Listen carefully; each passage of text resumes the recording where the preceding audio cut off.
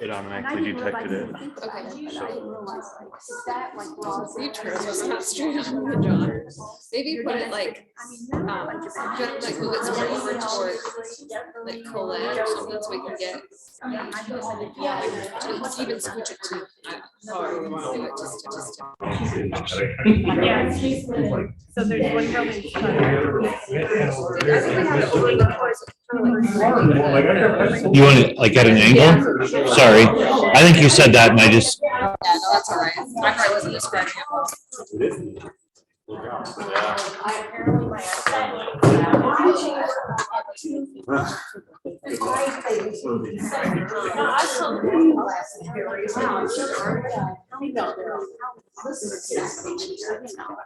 There's a little girl. Anybody else?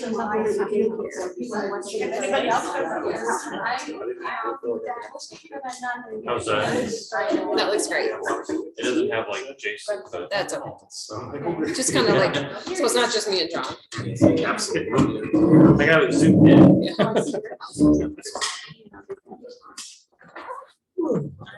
Unless you want just straight. Sorry. Yeah. Right here.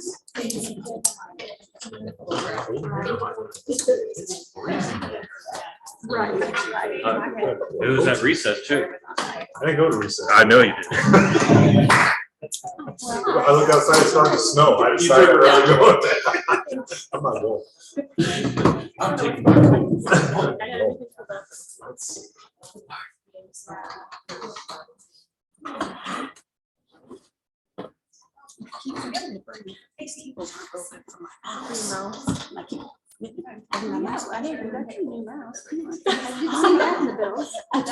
I told Debbie today.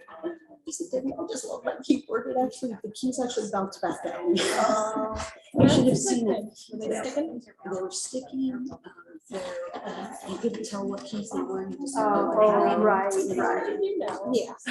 Yeah. So, at least 15 years because it was here when I came. They were here when I came. Both about them. Oh, right. Hey, yeah, well, why did you need a new one? Come on, couldn't you put in magic markers? I know. Well, I got like $17 Well, there's one thing, gotta do. You're allowed to.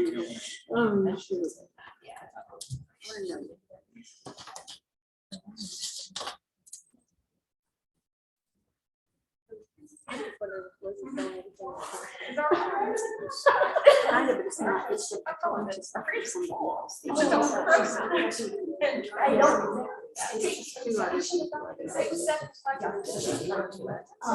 Yeah, like she did do that.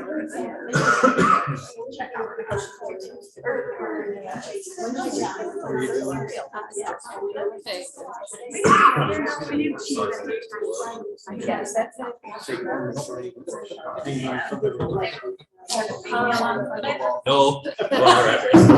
No. Search for those.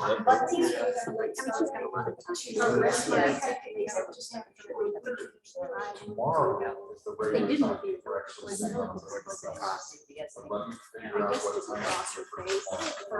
Yeah. It's just a different, it's a different bell schedule. So, but. Tomorrow. No, I saw, yeah, so tomorrow, he'll take assessments to be an 8th grader on science in the morning, but we're doing it off straight next to. So he'll be done at regular time. Okay, it's 6 o'clock. We'll call our meeting to order. Our first thing tonight is a public hearing on the proposed budget for the 2022-2023 school year. So I'll call that meeting to order. The only thing on that is the budget hearing.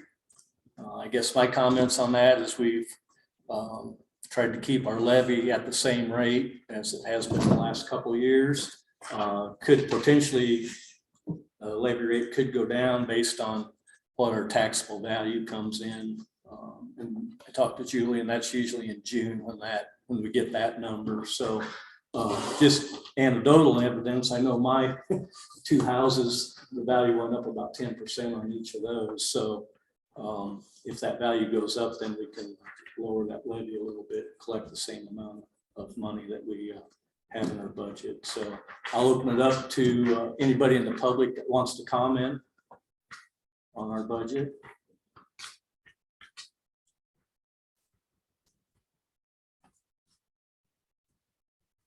Do any board members have any comments on the budget? Administrators? I think we've been over it several times. We know it pretty well. So hearing none, do I have a motion to adjourn the public hearing? We have a motion. Do we have a second? Second. All in favor, aye. Opposed, same sign. Public hearing is adjourned. We'll now move into our regular board meeting. I'll call that meeting to order. Do we have any additions or corrections to the agenda? I'd like to move the closed session to the end, so that way the guests won't have to wait around. Okay. So we could just switch that down to the very last thing. Sounds good. Do we have any other corrections or additions? Hearing none, do I have a motion to approve the agenda as amended? We have a motion. Do we have a second? Second. All in favor, aye. Opposed, same sign. Agenda's approved. Move into the consent items. Do any board members have any questions or comments on those? I think, did everybody see the email that Julie sent out about the balance sheets? Apparently there's kind of a glitch right now, and it's the software, whatever, where the numbers are being pulled from, so those aren't accurate right now. So.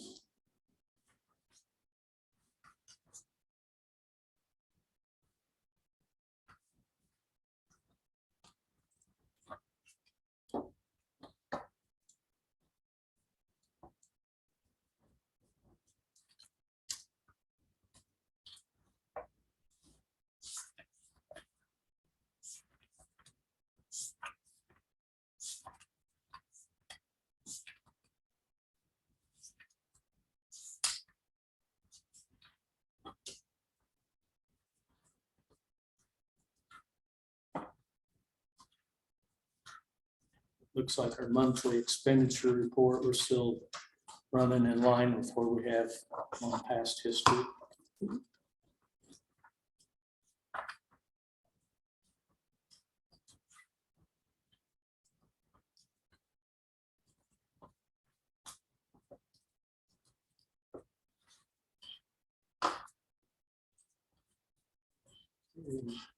Any questions or comments from the board? Okay, hearing none, do we have a motion to approve the consent items as presented? We have a motion. Do we have a second? Second. All in favor, aye. Opposed, same sign. Consent items are approved. Look like we have any correspondence this evening, so we'll move into public forum. Looks like we have several people signed up to talk in the open public forum here, so. Sue, or do you want to go first? You'd send an email to us first. So nobody has asked if they can go ahead with me because we plan to leave, so that's okay with them. I'm fine with that.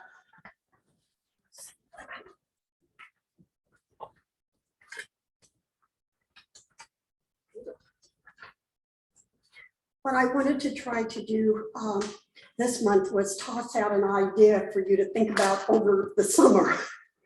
And I wanted to combine the public discussion already taking place with regard to textbook or reading books that are being used, which was the purpose behind my email.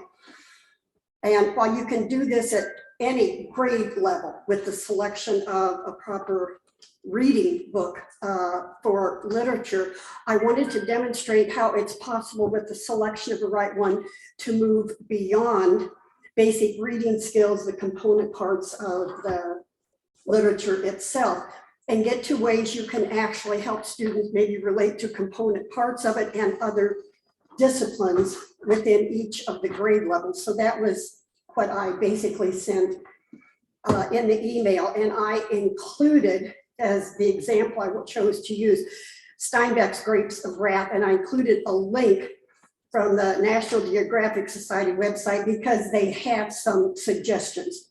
Now, this textbook would be for roughly 10th, 11th, or 12th graders whenever you decide to do it. Or you could use component parts for all of it.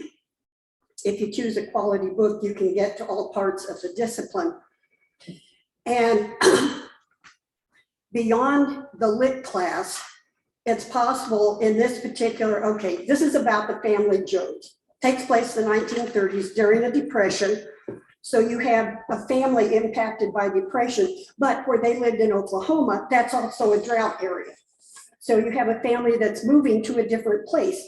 You have different factors at work in your location that you can examine in something like that, including not only the family dynamics, but broader and broader dynamics as you move upward in levels from one location to another location, plus what's going on in the country and the world. So I just included a list of some possible other subject areas at these grade levels that could be discussed in these other classes at the same time the students are reading this book for a lit class. So you could have sociology looking at demographic groups within, and I include some examples of those because you have a lot of census data that you can collect if you wanted to start applying that to math and other applications. And you have different set of census dynamics between Oklahoma and California where the Jodes went. You also have the economic impact of what is going on during a depression at various levels. And remember, this was a worldwide depression. Well, you can get to some current events because that's also something we're talking about right now, isn't it? Is the global impact of various things going on. So you can get to current events discussions about this as well. Now, the reason I use immigration in here is one to expand on as a specific discussion. It's simply because that's another current event, major discussion taking place now. But because this is one of my specialty areas for my PhD, and if anyone has done that, you know, in addition to the classes, you have to also take a written exam, you have to do an oral defense of what you wrote, plus anything else the instructor over that wants you to answer before you can ever put all of your major areas together to write your book. This was one of mine. So I thought it was particularly appropriate for this. So I do speak from knowing. I didn't get any of this off social media anyway, even if I did social media. But this country has a very long history. For example, we brought in Chinese workers to build the Transcontinental Railroad because it was during the Civil War. You had people fighting here, fighting in the Civil War, so they brought them in, completed it around 1869. Then they started trying to get rid of them out of the country again, and you had big fights coming up. So that's when they passed what I mentioned here, the 1882 Chinese Exclusion Act that had to be renewed every 10 years. Well, every 10 years, they added more and more nationalities until by the 1920s, they had excluded everybody that was not Northern or Western European. Well, the rest of the world knew that, even if not everybody here knew about it. How does it connect with the Jodes? Because the reason California was looking for workers when they migrated from Oklahoma to California to work in the fields is because the country also kicked out the Mexican workers that had been here, even when they were American citizens with a history of living in that area, because until the Mexican War that was fought in 1848 moved the boundary down to the Rio Grande River, all of our mountainous area, including Canada, used to be part of Mexico. So they owned land. They were then American citizens. They were not only kicked out of the country, they put on trains. They were still, you needed workers. That's part of their history. So you have people from other parts of the world that are aware of this, which could aid in some impacts, various ways of discussions. Then you start moving forward in time. This situation wasn't changed. Oh, Second World War. We're running out of time, Sue. I'm sorry, Okay. but I wanted, please, international.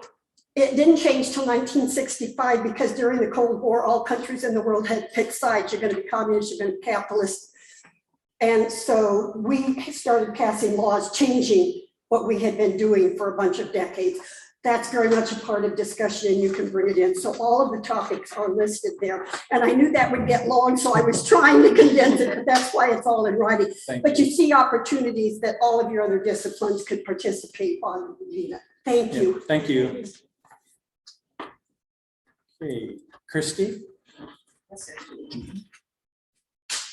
I'm going to ad lib, which is not my norm. As you know, I prepared. And to be honest, I struggled since the last meeting about what to do interacting with you all. I came for the last year and have shared concerns about my son, concerns that have been brought up in the community, concerns that other parents are afraid to speak up about, and have been met with silence. I've been met with, well, that's your choice, you can do it, but we're moving on. Or we're going to continue to cover this content. And it hit home again for me this last week. We got an email, which thanks to the elementary, sharing some content that was going to be shared in the kindergarten classroom. They were very transparent in the content. And we had questions. We didn't understand the intent. We didn't understand the topics. The book was not exactly what we would have picked to cover the topic, and wanted to ask earnest questions. So we set up a meeting. Thankfully, the counselors were willing to meet with us. That conversation went as per typical. It's your choice to not have your son participate, but we're moving forward. And again, I was left with a dilemma of, well, that wasn't how I wanted this conversation to go. Because truly it's a relationship building exercise. And I wholeheartedly believe you all want the same thing I want. What's best for our kids? You want to raise respectable, honorable, humble and kind kids who know how to function in this world. So I think up here we're aligned. I truly want to believe we're aligned. But through interactions and sharing what I shared and not having a single person reach out, it leaves me to wonder. So we exchanged emails and Mr. Aker stepped up to the plate, answered those emails. Not only did he answer those emails, he took a phone call and he offered his time. And he spent the time with us to do what builds relationships. He offered sincere listening. He offered to share his perspective on why the curriculum was being taught, what standards were being taught. He offered the intent. And we very quickly realized that we aligned more than we thought we did through this exchange of emails. Even better than that, he listened with earnest and took our feedback and said, you know what, I understand where you're coming from.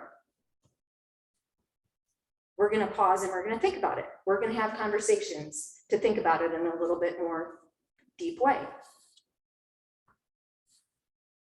And that's truly been my intent all along, is coming in and asking earnest questions for our kids because they can't speak. They don't understand adult concepts the way that we understand adult concepts. They don't know how to verbalize these things the way we do. And I truly appreciate those of you who are looking and interacting and respecting me while I stand. And everyone sees those who may not be. And you're leading by example by the way you conduct yourself on this board in this administration and building in this community if you choose to be.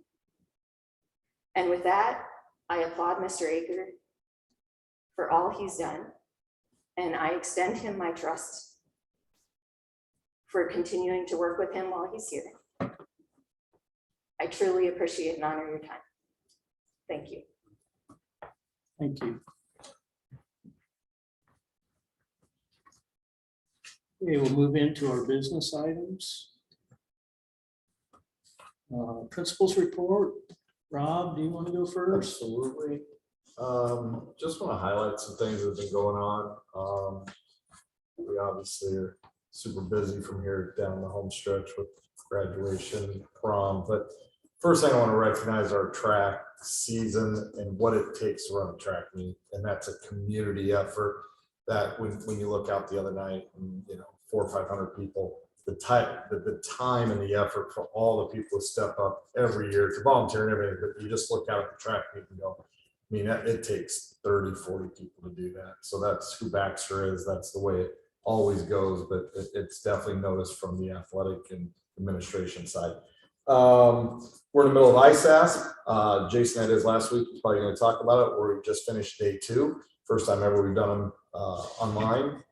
And actually, it's went really well. And I want to commend Dr. Anderson for all the time and effort. That is a huge undertaking to get 200 plus kids on Iasb. And, it both days we've been scrambling and changing computers and dealing with lots of issues, but thanks to her, to Greg, Eric Patchett, everybody stepped up. Big day today, National Honor Society inductions.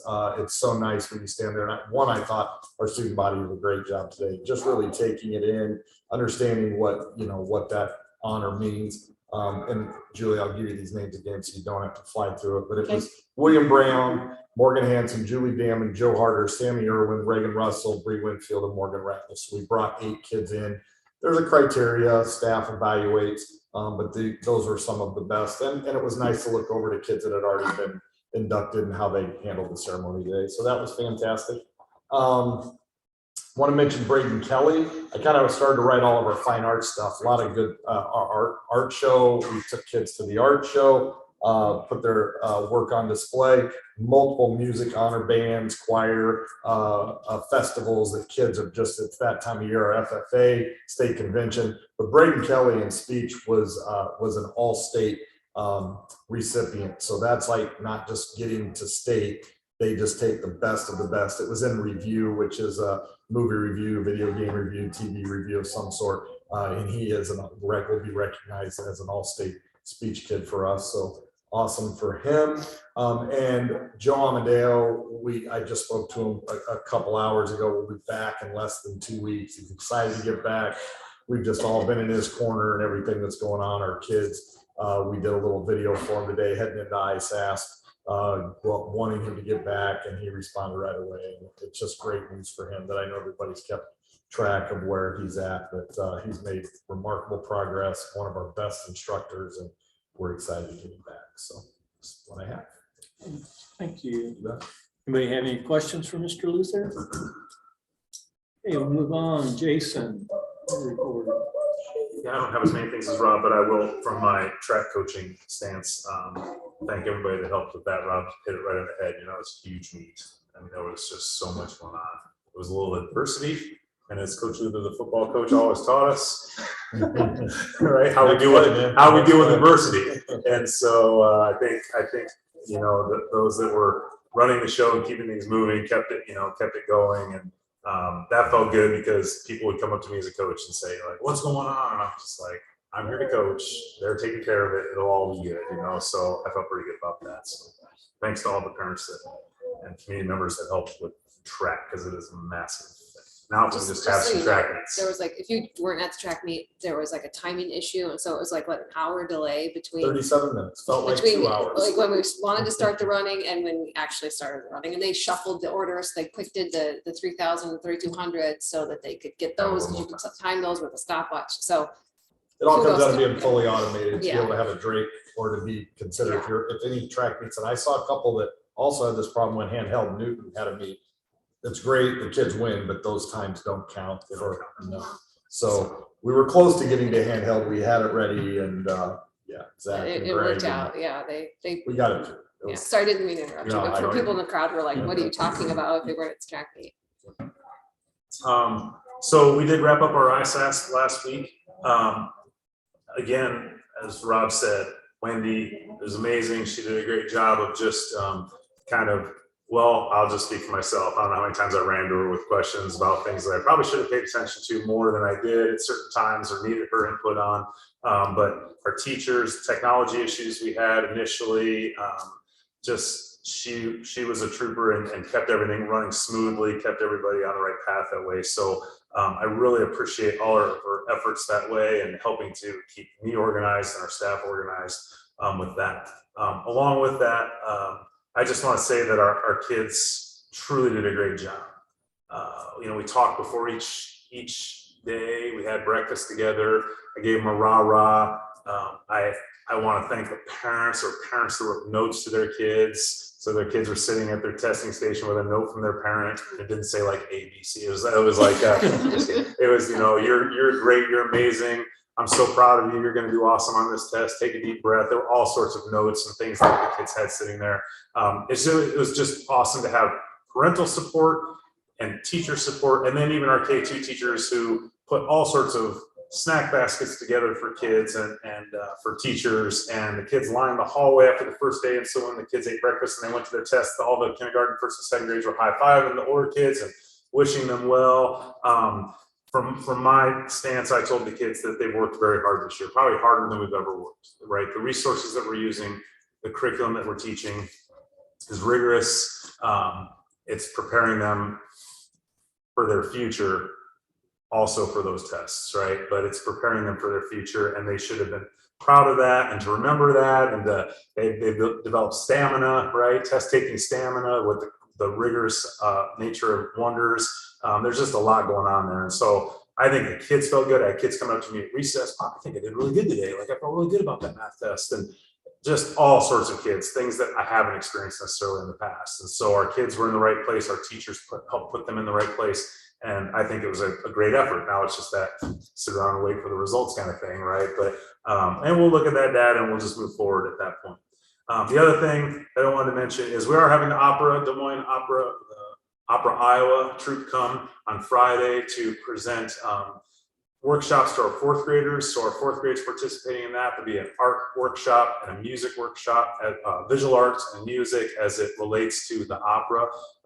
They only get to go to one, but our fourth grade will be participating in that. And then the troupe will go down and get everything ready, and they'll put on, I'm gonna butcher the name, Rosalka, the Littlest Mermaid, and they'll do a 40-minute performance of that. And there's an atmosphere of excitement. A lot of kids are asking about it. A lot of teachers are talking about it. So it'll be fun. And we have invited high school art students, art music, vocal music and instrumental music students.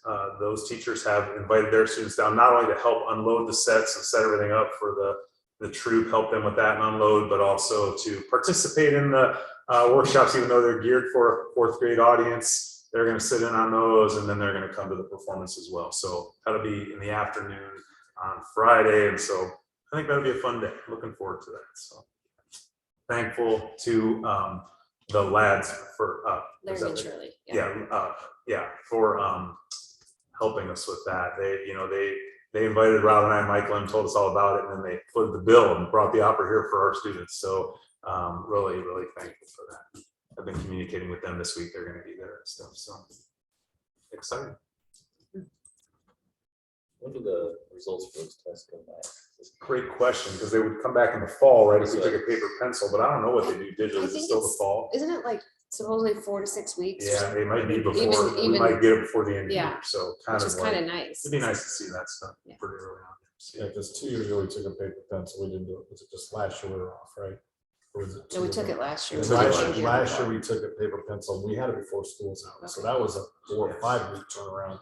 I mean, not the full. We didn't get Yeah, I all think the they data. give us we like had. worst No, case I scenario, bet. like 4 to 6 When weeks, you but thought it's we would have probably, it in 2 from the time we at least it'll be certified.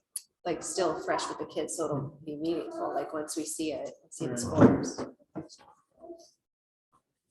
Sounds good. Any other board members have any questions for Mr. Aker? Thank you. Okay, we'll move into our next business item, which is the 2022-2023 proposed district budget, which earlier tonight we opened the meeting with a public hearing on that. Michael, do you want to talk about that, or? Yeah, I sure can. So like John said, we're gonna keep our tax rate the same. So it's 1748. And is that exactly what it was last year, Julie? Per thousand. So that shouldn't impact your taxes.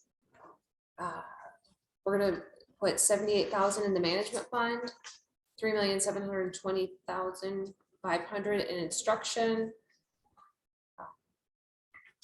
3,132,000 in support services, and 205,000 in non-instructional support programs. So that's the nutrition fund.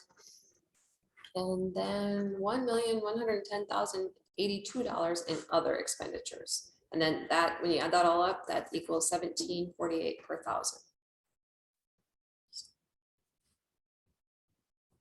Trying to adjust it, like we've lowered our cash reserve levy. No, yes.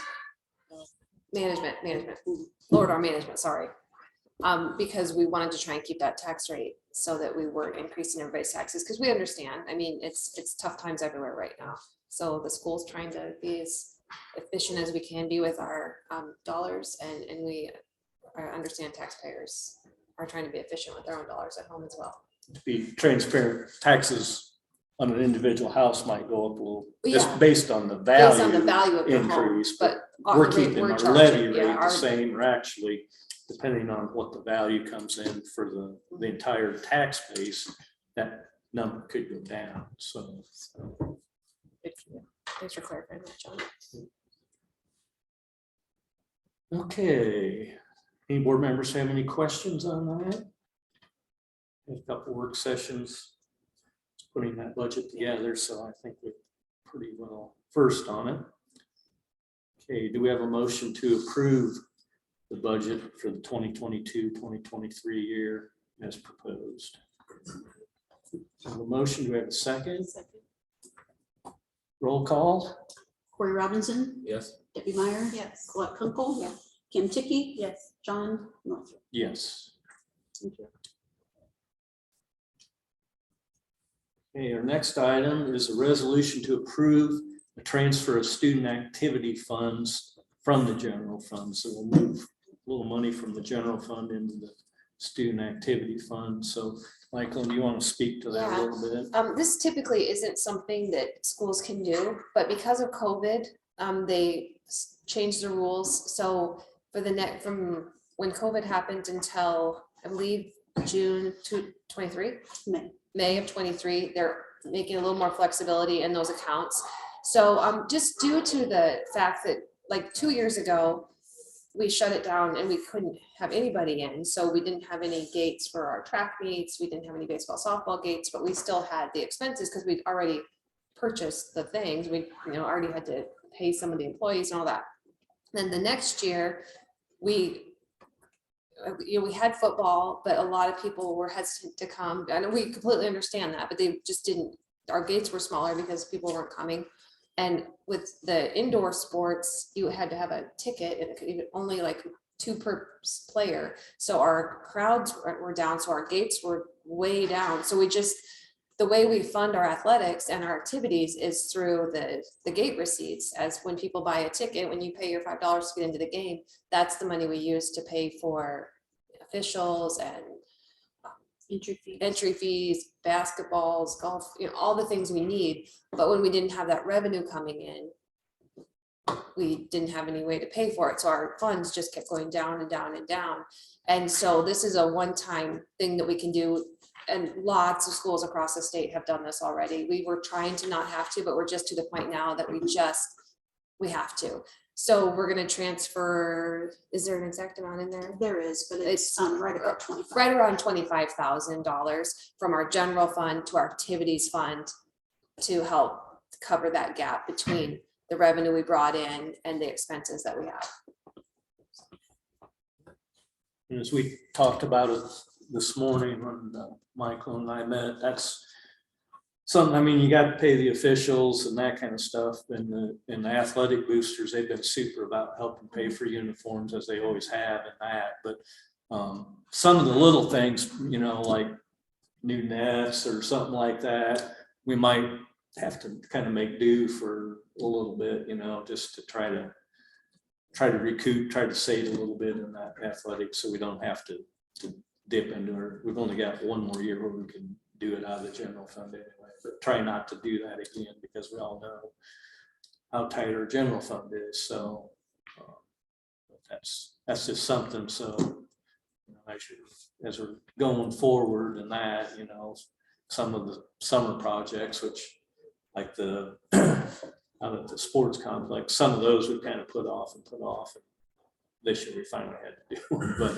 we might come to a time where some others that, now can we go over here without, you know, causing irreparable harm to something. So just something to kind of think about. So.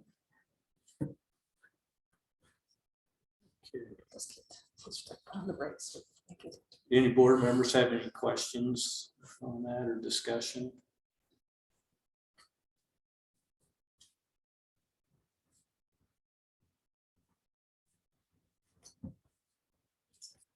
Hearing none, do we have a motion to approve the transfer from the general fund to the student activity fund as a result of the loss of revenues from the 2020-2021 fiscal year due to COVID-19 regulations? Got a motion. Do we have a second? Second. All in favor, aye. Opposed, same sign. Motion's approved to transfer the money from general fund to the activity fund. Our next item is student registration fees. Michael, do you have anything to say on those? These, we haven't changed them. They're the same fees that we charged in years past. Julie did some searching around to see what other districts charge, and we're right in line with other districts. So we don't see a need to increase these activity or the school fees. Just quite looking at the lunches, that program gonna be done after this year? I think it probably is. They're still doing some this summer, you know, like if you can't, you know, you don't have the means to get meals through the summer, they're still doing that. But I think this is probably going to be the last year that they fund. And that's where the federal government's basically It's federal. paying. Yeah, it's the federal. They're paying. It's kind of the COVID relief to paying for the lunches. Breakfast as well. It was breakfast and lunch, correct?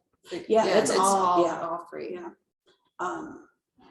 I mean, he could, I just would be surprised if he went for a whole year to do that. I know that he's extended the student loan hiatus through August now. It was set to expire in May. So he might, but I just would be surprised if he went a whole year. But as of now, it sunsets before next school year starts. He who? Oh, the president. Sorry. Yeah, it's a federal program.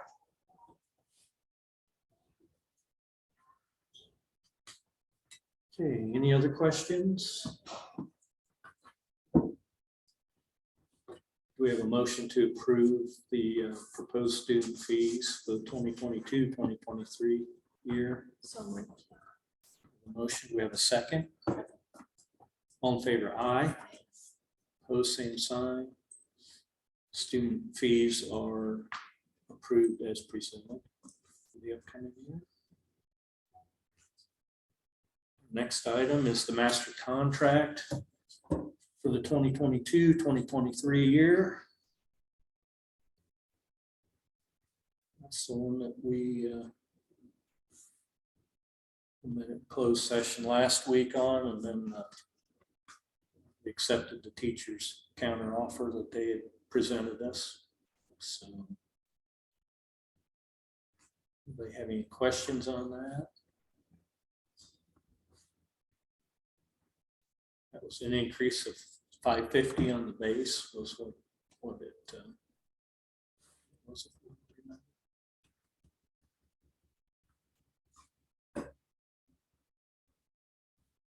Any questions or discussion? Okay, do we have a motion to approve the master contract as agreed upon? A motion, do we have a second? Second. Motion a second, all in favor, aye. Opposed, same sign. Master contracts approved as agreed upon. Next item is the participation in the Iasb Safety Group Insurance Program. Julie, do you want to speak to that a little bit, or? Sure. This is an insurance program that we participate in. There are some fees that we have to pay to belong to it, but generally the dividends that they pay back to us are well worth the fees that we have to pay in. I mean, it's generally double what we have to pay in. I think last year was the first year they didn't Right. pay a dividend, Right. and this would be the second. Yeah. I usually was a money-making proposition, so. Yeah, so we'll see what happens this next year. Any school board members have any questions or discussion on that? Okay, do we have a motion to continue our participation in the IASB group insurance program? We have a motion, do we have a second? We have a motion and a second, all in favor, aye. Opposed, same sign. Motion's approved to continue participation in the IASB group insurance program. Next item is the Iowa School Finance Information Services. Michael or Julie, do you want to speak to that? Yeah, I think actually Julie and I both use this quite a bit. This is where we went to a workshop February, and they walk you through putting together your budget. I once in a while forward you guys email or videos from them. They give you a recap, a capital recap, and lots of information, just learning budget type things for Julie and I. And they're a great resource. If we ever have a question about something, we can reach right out to them, and they get right back to us. They're really, really helpful. I don't know if you want to add any more to it, Julie. Just that they're just really helpful. I mean, I just value their.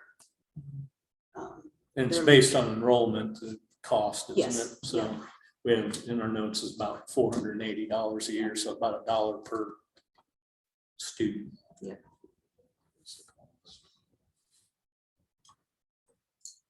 Any board members have any questions or discussion on that? We have a motion to approve our continued participation in the ISFIS. So moved. We have a motion. Do we have a second? All in favor, aye. Opposed, same sign. Motion's approved to continue our ISFIS membership. The next item is online school option for the 2022-2023 school year. Michael, would you like to talk about that? So I did some checking because I wasn't quite sure if we could offer online school. And so here's what I found out from the Department of Ed. We can offer online school to our own kids, but we can't like put our shingle out and say we're an online school now and start recruiting kids from other districts because we're not an approved online provider, but we can provide from approved online providers such as Edgenuity is what we use. We can provide for our own kids that program. And so we've had some parents reach out to us that are doing the Edgenuity program with their children this year, and it's been really successful for them, and they wanted to continue that. And so from what I found out, that's like, it's just needs you guys to decide if that's what you want to do. So my recommendation would be that we approve them as being an online provider for us, and that we offer online for the kids that it fits. Not every kid it's a good fit for, but there are some kids who it really works really great for them. So. And that applies to over enrolled kids too. Yeah, so if they're already our student and they want to take Edgenuity, they can, but we just can't. Like, I'm not, like CAM, for example, is an online school, or Iowa Connections Academy, and they're an approved online school. Like, that was their thing. And so people from all over the state would just enroll in them. And so we're not one of those. We're just serving our kids. So.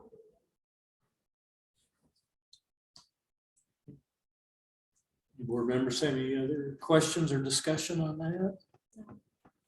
And Rob, how many do we don't have I probably six have or eight, five, five. 6. Yeah, we don't have a lot, but there's. But I a would bet handful. those same ones will apply to do it next year, the way it sounds.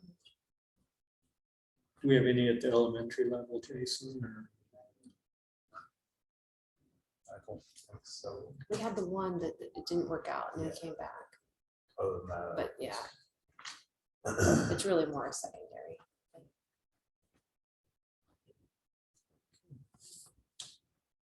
Okay, do we have a motion to approve Ingenuity as our online provider for the 2022-2023 school year? We have a motion, do we have a second? We have a motion and a second, all in favor, aye. Opposed, same sign.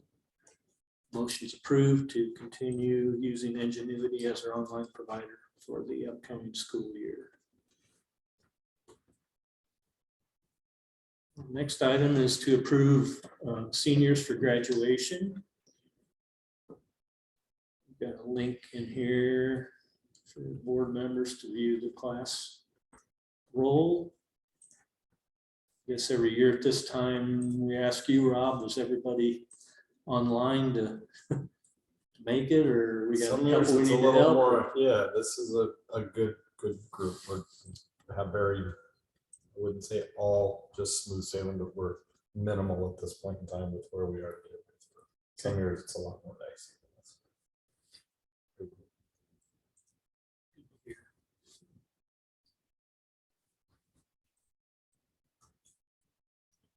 Board members have any questions on that?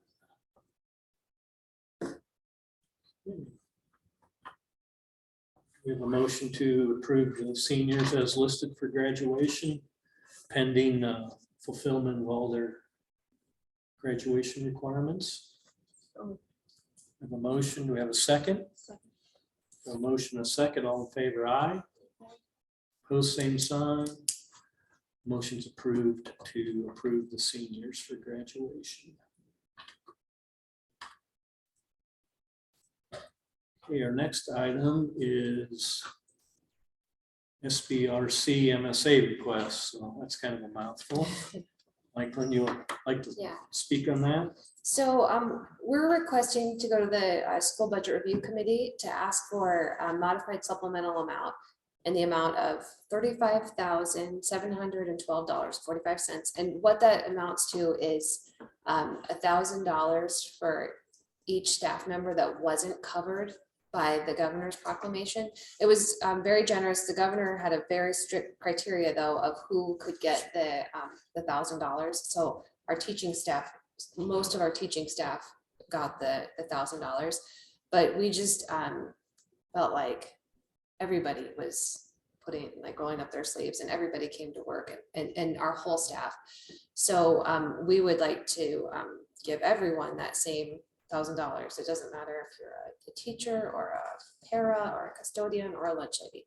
Everybody worked pretty hard to get through COVID. And so what we need to do is we can go to the SBRC and request the $35,000 for the authority for the money.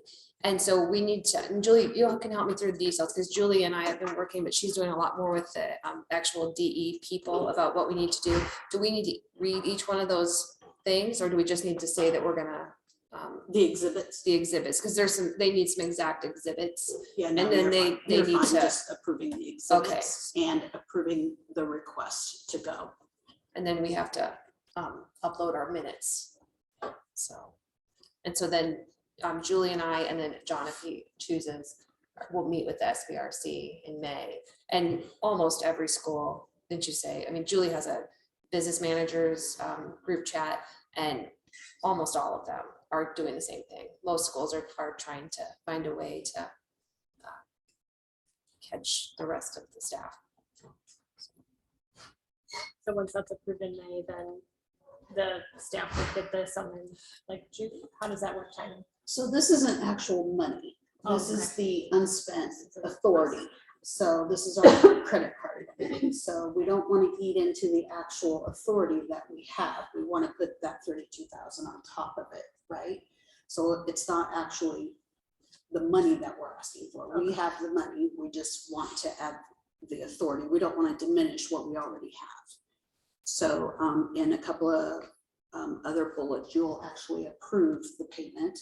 And then I'll work as fast as I can. The goal is to get them paid on the April 30th payment.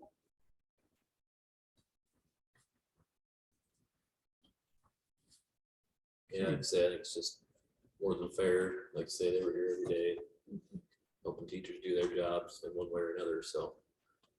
Driving a bus, getting kids here, all the extra cleaning that had to happen, I can't imagine, so.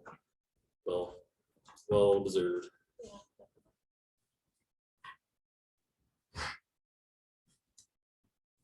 Any other questions or comments from the board? So it looks like we need a motion to approve the exhibits that we're going to send to the board. And the request is to go. And the request from them to do that. So which part of that's board policy 800.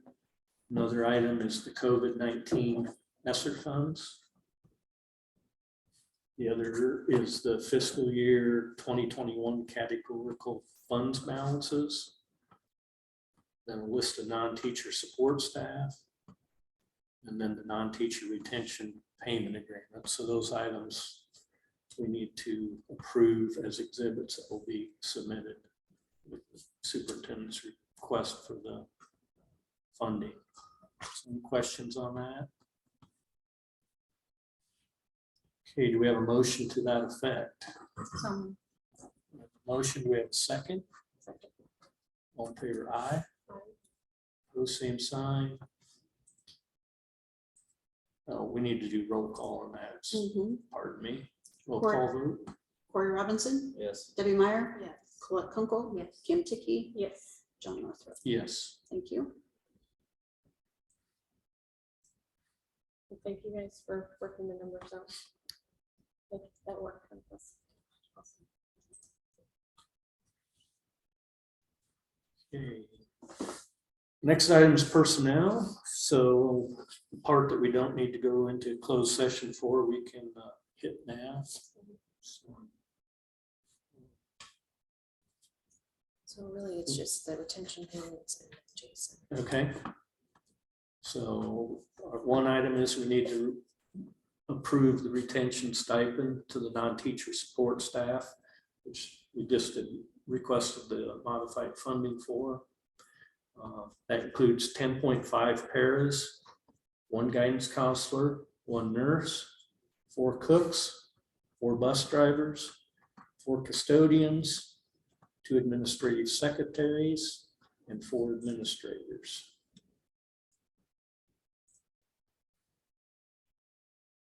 Any questions on that?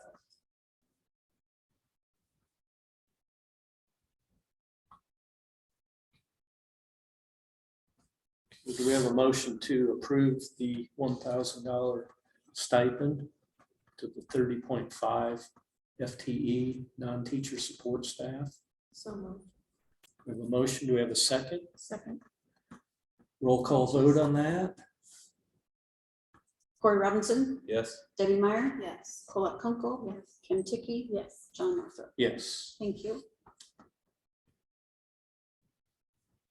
Can I just make one comment publicly too?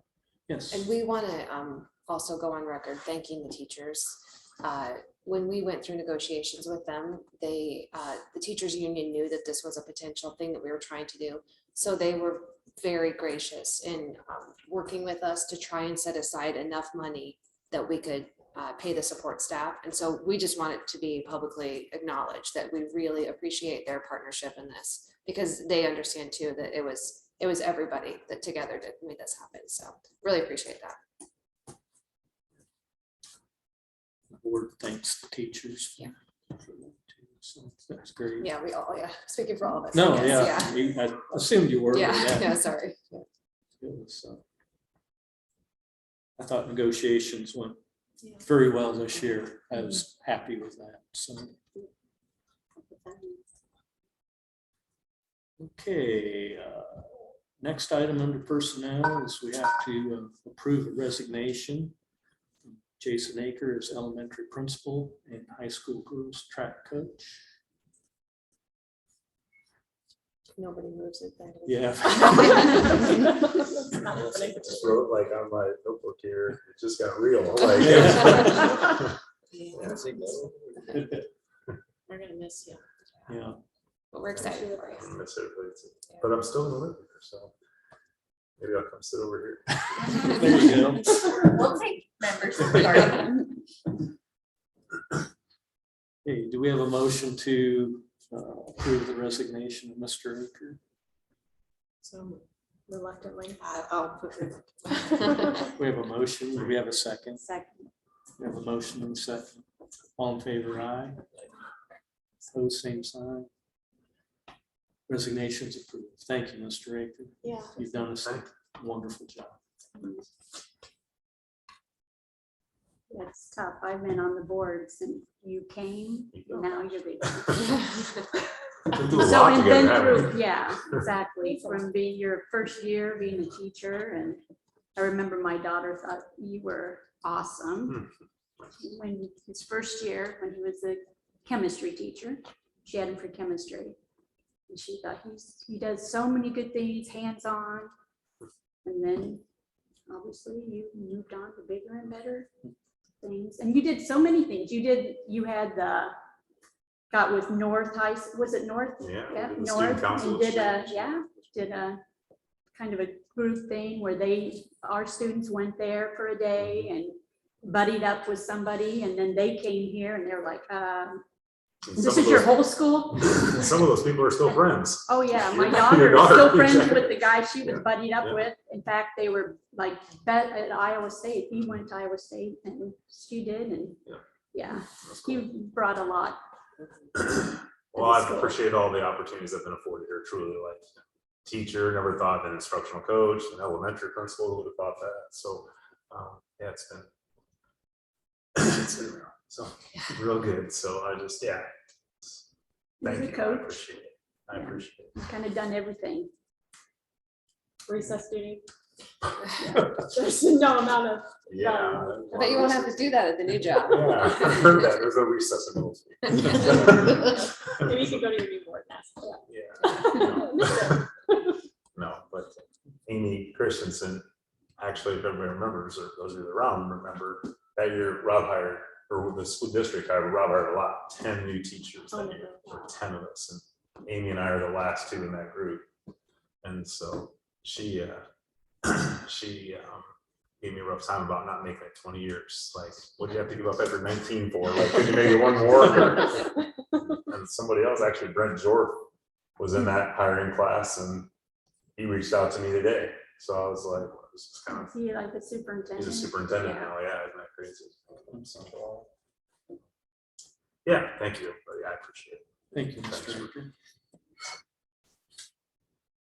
Okay. For some reason. We did Grease the musical too. Like I said, you've done everything. You've Another done everything. place with the two football coaches put on the musical acts. I challenge you to find that. That's what I said. There's a wide resume. Right, brought a lot to the table. I'm sure when you have all that, and can you see that? They were like, wow, he's bringing a lot here. I didn't sing, but I think I danced at the end, so hopefully there's no video of that. We've got evidence. Okay, thank you, Mr. Aker. Next item is open enrollment. Looks like we have an open enrollment from Mindy Kerwin for foster child Elizabeth Beinson to Tim Baxter from Marshalltown. And her other kids already go here. Okay, So What so grade is she? she is gonna be a first grader. Or she is a first grader. board have any questions on that? Okay, do we have a motion to approve that open enrollment in application as presented for Mindy Kerwin? A motion, do we have a second? A motion and a second, all in favor, aye. Opposed, same sign. Open enrollment in application is approved for Mindy Kerwin. Another open enrollment application Ryan and Carrie Frasher on behalf of their daughter Savannah to participate in extracurricular activities. And Michael, that one came in after the deadline, so we probably need to have a little discussion on that. So this one, the parents filled it out. We got it after the open enrollment deadline. And so typically, we can approve it or deny it. It's up to us. But the home district would typically deny it because it's past the deadline. But Colfax Mingo has already approved it. So it's really just up to us. This child doesn't attend school here. She just wants to come for athletics, and she'll be a 6th grader next year. And so she wants to be able to play softball on the 7th grade team at the end of the summer of 6th grade. So her mom didn't realize in the letter, it says she was talking to some other parents. Sometimes they pulled up. And so she didn't realize that as a 6th grader, that could be a possibility that she'd have to do that for to play sports. So it's. Have we pulled up 6th graders before? Yes. I'm a little confused. Is she going into 6th grade or she's a current? She's going into 6th grade. She's a 5th grader right now. So she's she not wouldn't playing even be this there. year. So she's she gonna would play for be another year. all the way to next year at that point. Yeah, like That's next the summer. So it's for the 2022-23 school year. Correct, but she could open enroll in March of next year and still be eligible at middle school to start the Right. summer. But Okay. we can approve it, and it's depends on the numbers of current 7th and 8th graders. So if the way we've done business is that the 7th and 8th graders can meet the middle school numbers, we leave the 6th grade down the play rack. We don't pick like the best players and come up. It's either all or none. So like this year, our 6th grade boys are needing to come up to meet the number to be able to play middle school baseball, but we're not bringing up right now the 6th grade girls because we have enough 7th and 8th grade. That's all the numbers thing. Okay. And wrestling. That's the second one. Yeah, but she's not, she's still only gonna be a 6th grader, so she wants to, it'll be a while longer for that. And she's interested in wrestling, and that'll be a conversation we have to have with all of our teams, because we'll have to see if we have enough kids they started girls wrestling sanction starting next school year. So right now our girls just wrestle with our boys, or you could probably speak this a little more. So the girls just passed it, but that's now a sanctioned sport. So in the past, our girls just wrestled on the boys team. Now that it's passed, they cannot wrestle on the boys team. They've left it open that they can practice with the boys, which leaves some doors open for us. We will need to provide that opportunity for our girls that want to wrestle. There's a couple ways. We could just co-op with another school district, Colfax Mingo, send our kids down.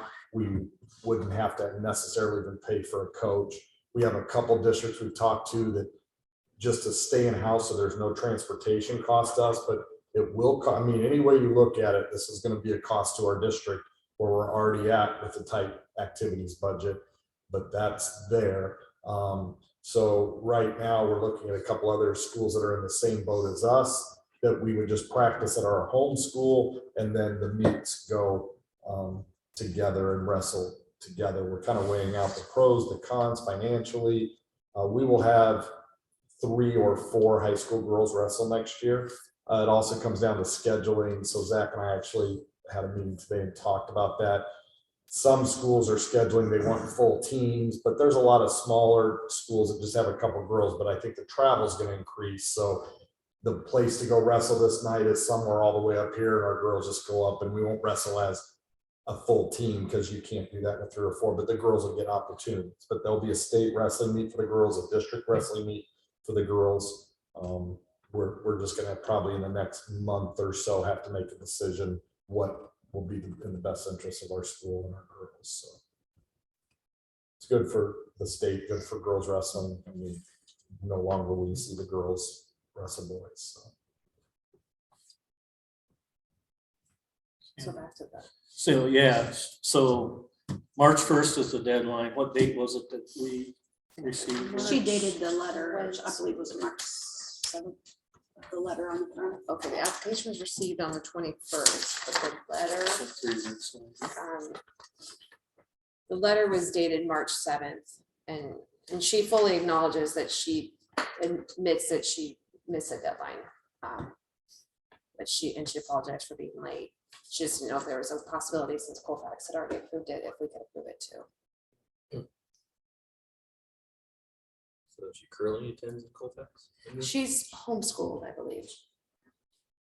But this would be an open enroll. Obviously. She does have a sibling that goes to school here. I was gonna say, once it's approved, then they could decide in the fall, they just want to attend, because it's already, they can say it's only athletics, correct, but once it's approved, Yeah. they could change their mind, but then there are students regardless.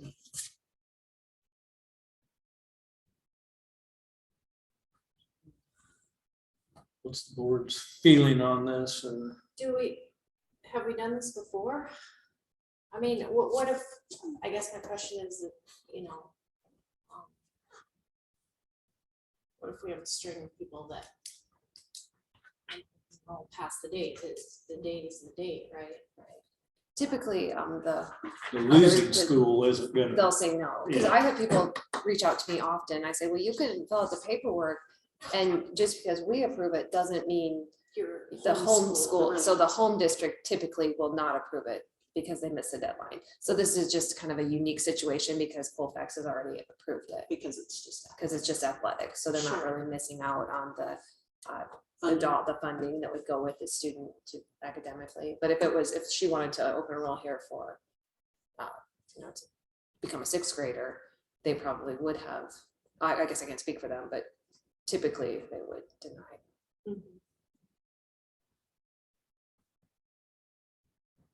Any other discussion? I guess we've always tried to work with people on the open enrollment component of it. And like Michael says, we've always told them, it's past the deadline, you're welcome to apply. And we've approved it actually before, but the district that they're coming from doesn't. So, I mean, this is a unique situation where the district that they're leaving has approved it. To me, I think we've before allowed people to apply after, so I don't. Right, I don't want us to start maybe that slope of, oh, no, we're gonna deny you, so people might say, oh, or if we want to then accept somebody later, we want to, but then we'll say, well, we already set the precedent that no, you were late. So what are you saying? I'm saying that we probably should accept, because I don't want to say no to her and then Sure. later on there's somebody else and, Sure. we want to, but it's like, oh, well, we've already said, if it's late and we're not accepting it. Sounds like there's just a real possibility that it wouldn't be viable even for athletics if it was softball. Like, Right. there's not a need for Right. numbers, and they kind of have to just be aware that they might not have the opportunity. Right? She'd have to wait out till she's seventh grade. I mean, she could still, once she's open enrolled and we've approved it, then she could later be on the seventh grade team or the eighth grade team, or whatever. But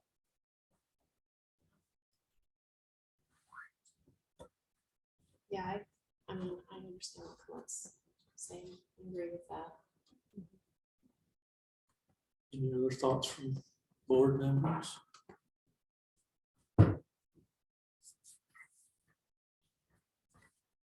Here, you're right, you're probably okay with approving the application. Somebody want to make the motion to approve that open enrollment application? So Motion, do we have a second? All in favor, aye. Those same sign. Open enrollment application is approved for the Frasher family. Next item is facilities, grounds, and transportation. Biggest thing there we look at is our summer projects plan, I guess. So you want to speak to that, Michael? yep, so we've Open talked that through up. quite a bit of this during the work session. So we're gonna go ahead and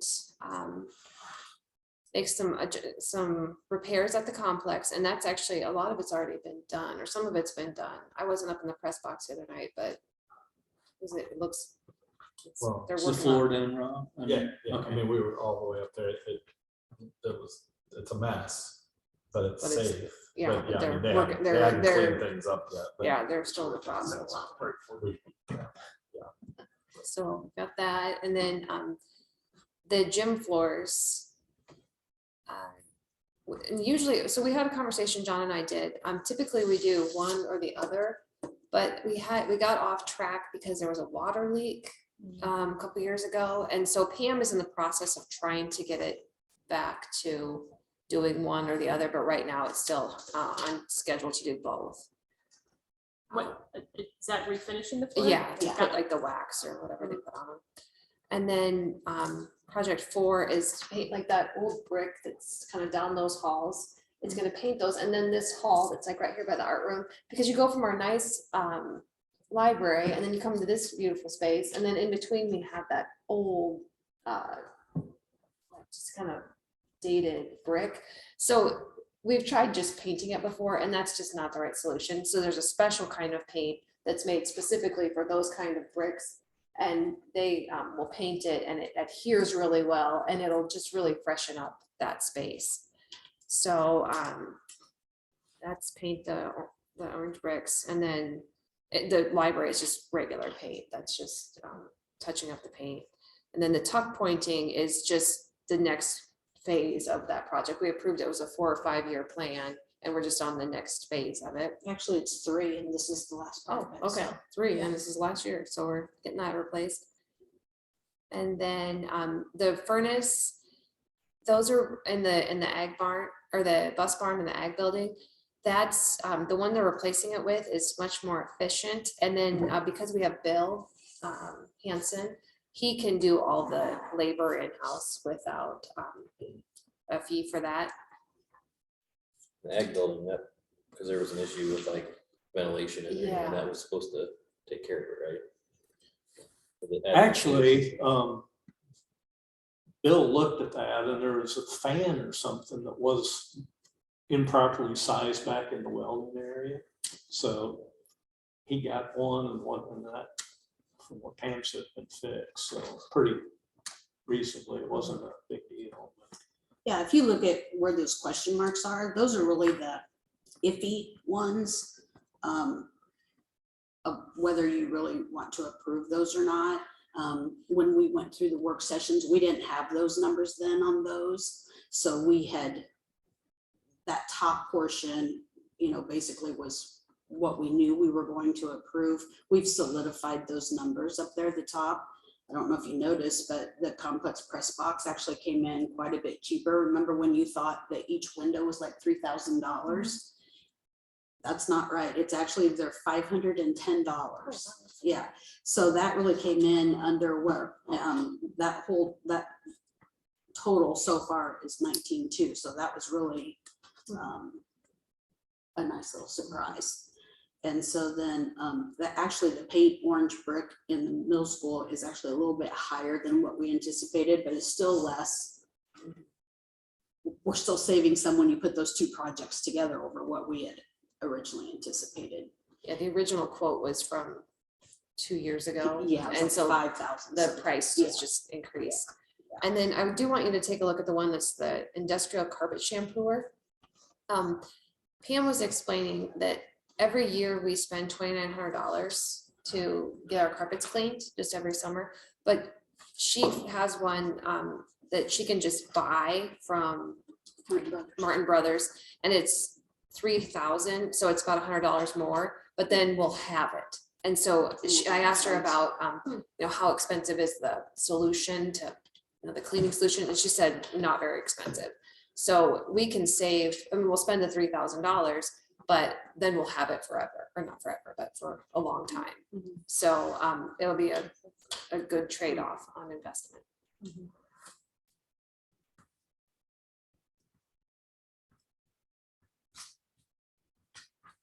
Courtyard tree removal, that's kind of been on there a couple, and then the bad thing is that trees don't get any smaller, Right. so the bigger they get, the more. Yep, and so you had asked if maybe Rich could do it.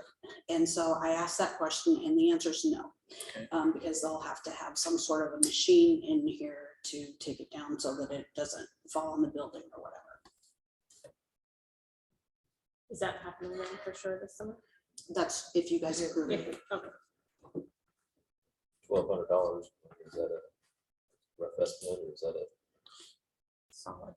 That was That's, a bid from 2 years I think ago, it I is. think, that Pam had with Wilson's, Wilson's. DW Tree Service. so I hopefully be close to that, but I'll probably guarantee there won't be 1,200.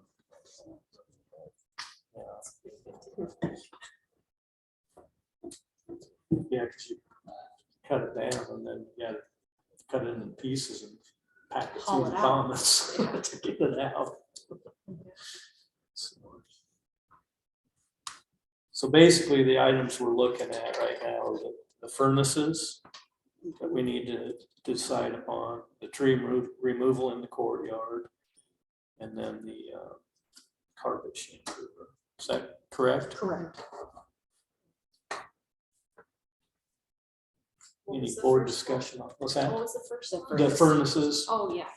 in the ag building, the bus Yeah. barn, and then in the storage area of the bus barn, which is basically where the restroom is now for the new multi-purpose building.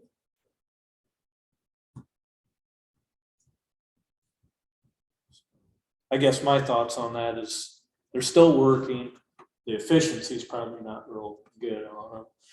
And if we got Bill to install them, I mean, if he wasn't here to install them, I'll guarantee you they'd be $4,000 a piece to install versus $4,000 for all three of them. So I hate spending money as much as anybody, but hopefully we'll gain a little bit in efficiency. And if Bill leaves in a year, I don't want him to, but if he did, you know, who's to say we'd have a person that could do it at that point?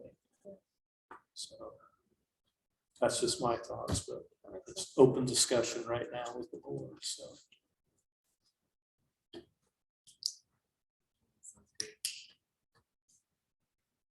And how about the tree removal? What's people's thoughts on that? Well, I guess maybe find out what it would be for this year. Have Pam get the bid But refreshed on it? I think it needs to happen. Is it touching the building at this point or not?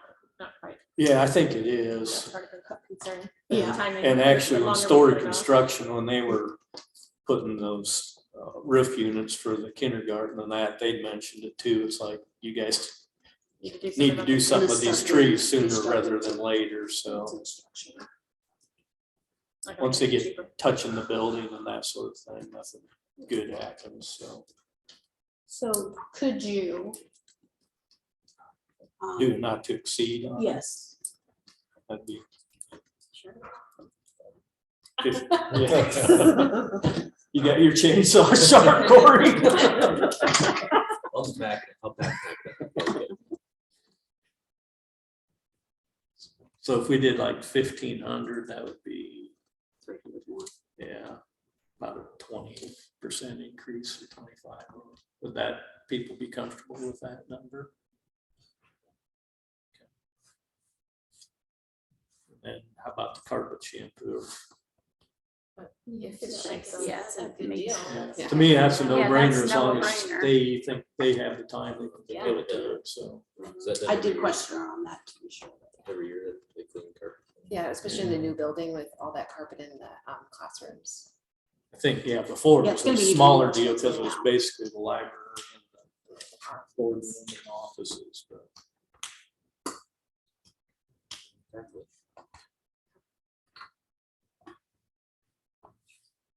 Okay, any other discussion on that? Okay, so if I've kind of read the board right with your opinions, we would be in favor of doing the furnace replacements, the tree removal in the courtyard, and purchasing industrial carpet shampoo. Is that correct? Okay, do I have a motion to that effect? So moved. We have a motion, we have a second. All in favor, aye. Opposed, same sign. Motion's approved to replace the furnaces in the bus barn. and ag building. Courtyard tree removal, as long as the bid does not exceed $1,500. And then to purchase an industrial carpet shampoo, $3,086. Okay. Any other facilities and ground stuff we need to talk about? Okay, we'll move into the superintendent's report. Just kind of a few bullet points, but I thought we had a really nice joint city school meeting. For those of you, well, you were here, some of you were here, but last Wednesday we met with the city council and the mayor and just talked about the things going on in Baxter. And it just is like always a nice meeting. And it's just reassuring to know we've got a lot of good people in our community who are doing a lot of good things. So it's just nice to have the update of, you know, the library and Baxter Rec and the welcome bags, just all of it. I don't want to all forget people. So anyway, it was a really nice meeting and I think we had some good conversation and it's just always smart to keep building those relationships with your community. So I was very pleased with that. I've added a link. I've been working on updating our strategic plan. It's not finished, but it's a draft, so you can click on that. And it's very similar. It's honoring the work that Mr. Martin had done before I came, and then the work that Dr. Anderson and I have been working on together. We've just tried to take the new vision and mission and incorporate it into our strategic plan, and also to update some of the timelines and add in things from high reliability schools, because we've started shifting to that as a process.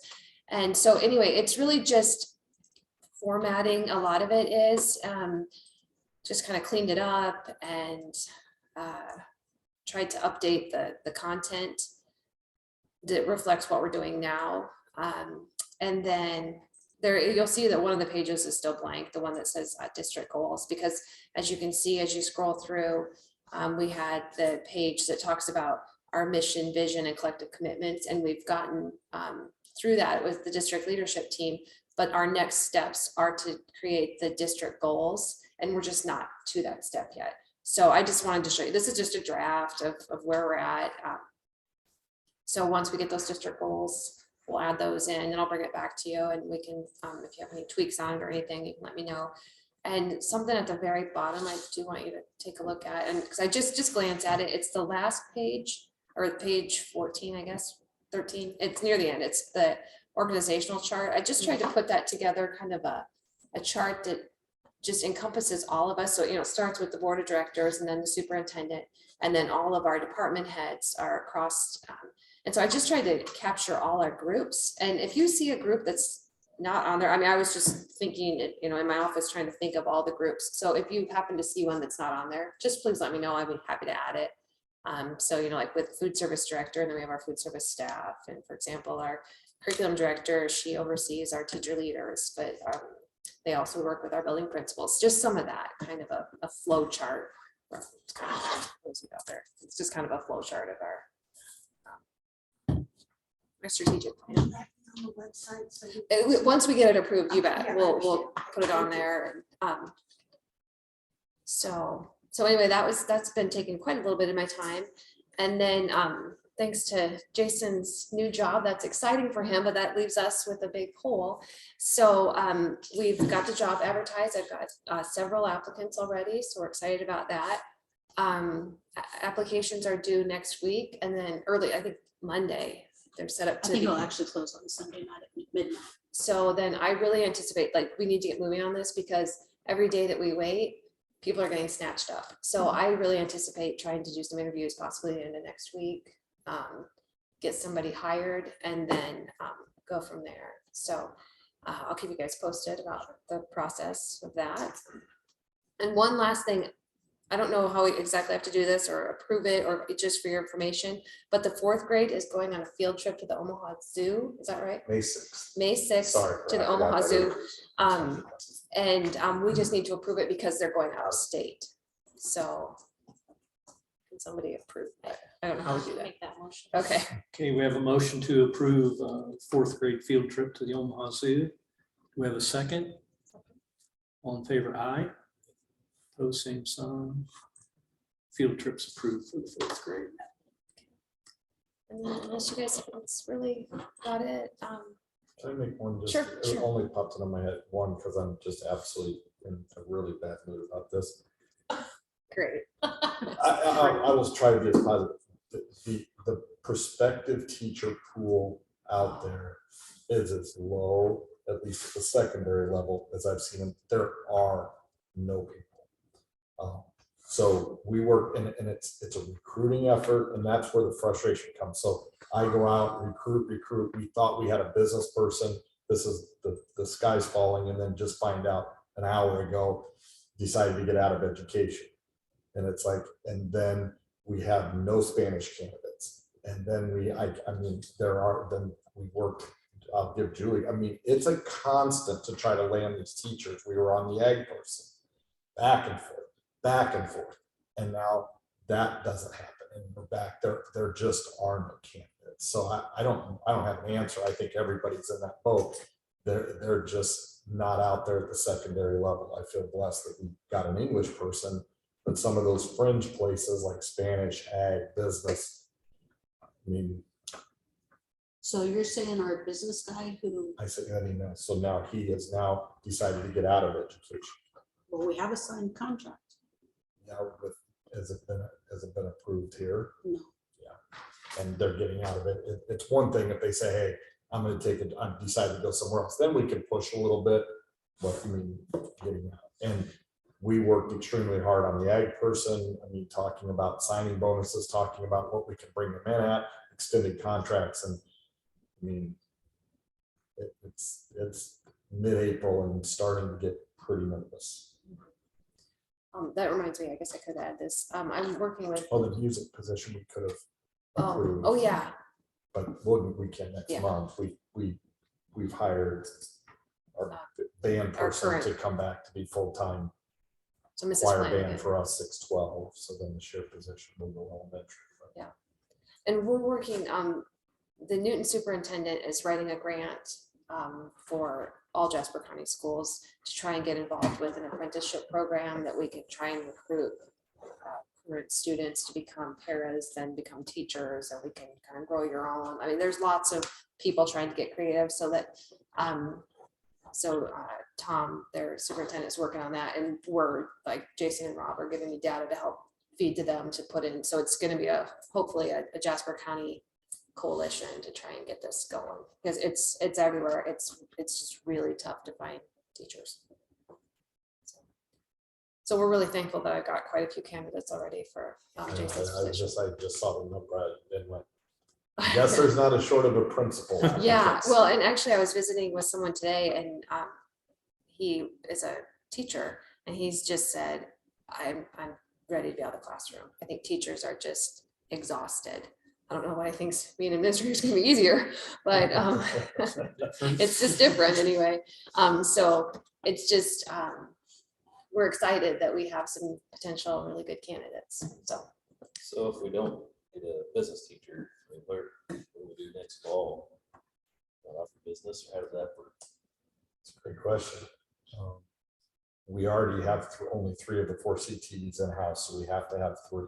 So if you can find anybody, you can get a conditional Class B license. So then it's hiring a former retired. We could possibly cut it back on some of the periods. It just depends. It's finding some. The ag probably has me way more nervous than the business, because we can support in here. We're all walking by. That's another beast out there. And most people, maybe I'll teach business out of my content. I can maybe handle financial literacy and some of that. We could support with online. So we could do online business classes, but then hire somebody to just somewhat oversee that.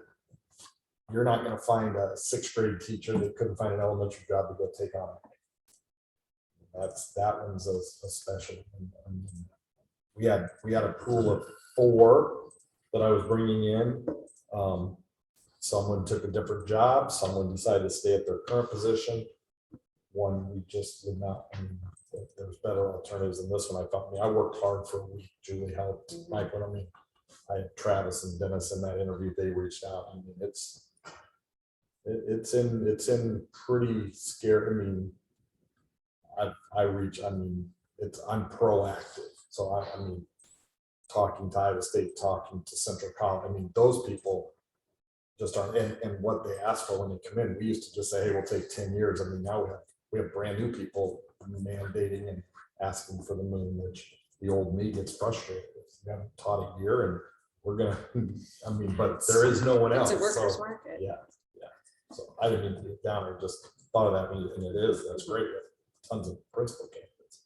Asked 3 of them for state for Spanish business and ag. So you just re-advertise those that you don't So have? I just, yep, so the ag, we're back to re-advertising again. Business just happened tonight, so we'll re-advertise. When we say advertise, it just goes on Teach Iowa. That's a nice thing. It's also the bad thing. You kind of used to think when you advertise, people just haven't seen it, or we could advertise somewhere else. I mean, Teach Iowa, somebody's a business teacher, they get alerted the minute a business job comes out there, and all they have to do is push a button and apply. I mean, because they already have their stuff. So that's where it gets a little scary, because there just isn't anybody. It's pretty easy to apply. There isn't anyone. And pretty much everybody that's looking for a job uses that Teach Iowa, right? There's You no have to. no other Right. avenues or Yeah. anything.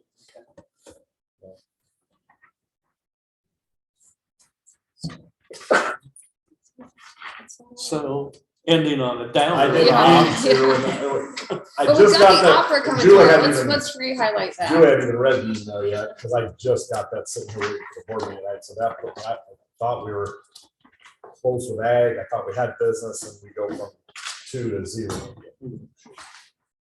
But in a positive spin, we are really excited about Catholic. That'll be really cool for our kids. I was just saying to somebody, I don't think I've ever been to Catholic.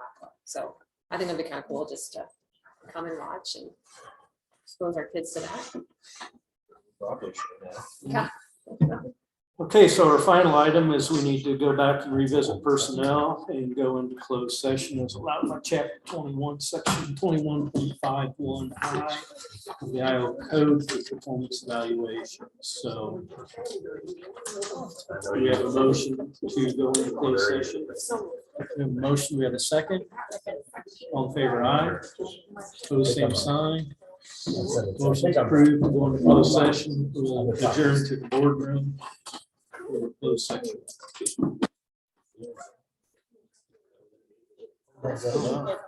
Boosters in there, Julie? Were boosters making in the boardroom?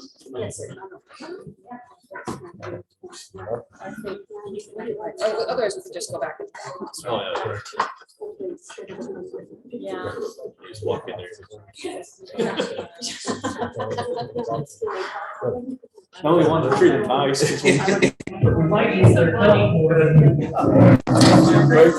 Absolutely. Like we all have that. Yeah, yeah, there's your. Yeah, ironically, Jason had a text that they talking about, hey, they had a map that no applicants, so somebody had included math from Dallas Underground, and obviously. We can't do that. Right, so they're just- they don't have a map that I know. snaps them. Did you reach out to Smith kid that wanted to apply last year? Ag.